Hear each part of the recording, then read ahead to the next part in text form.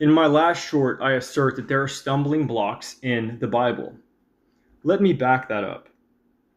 Jesus tells his disciples, beware the leaven of the Pharisees and of the Sadducees. He says it a lot. But in Matthew 16, when they're sitting in the canoe, he tells them, yo, don't you remember the miracle of the 5,000 and the 4,000 and how many baskets of fragments we took up?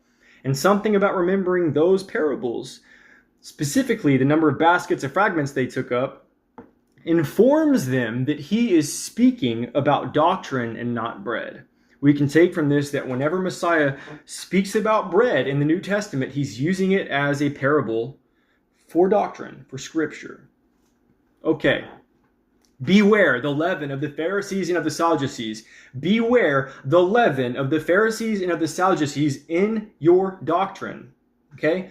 Now, this is confusing because Jesus tells us that the Pharisees' doctrine is actually sound. They're just hypocrites, and they don't actually do what they say. It's all so hard to take, and it's also confusing because he rebukes them for only tithing with mint leaves, which tells me their doctrine's not sound. It's really hard to wrap your head around, okay? There's a good example of a stumbling block in the Bible. But let's just drive this home even further, okay? Again, in the temptations during at the end of the 40 days, Jesus says, hey, man shall live by every word from the mouth of God and not bread alone, because Satan tempts him to turn a rock on the ground, a stone, a stumbling block, into bread, doctrine that can be. So Satan is telling Jesus, hey, make some leavened doctrine and I'll let you have this whole world.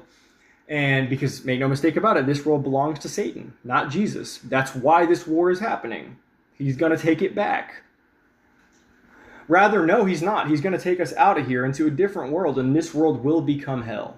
This planet will become hell.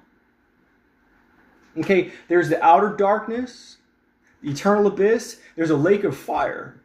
This planet is about to become a lake of fire. Okay? Sodom and Gomorrah was a pond of fire. It's about to be a lake of fire. Got it? I'm ranting here, and I'm sorry, but for real, Jesus tells us exactly what to do. He says, follow me, don't follow anybody else.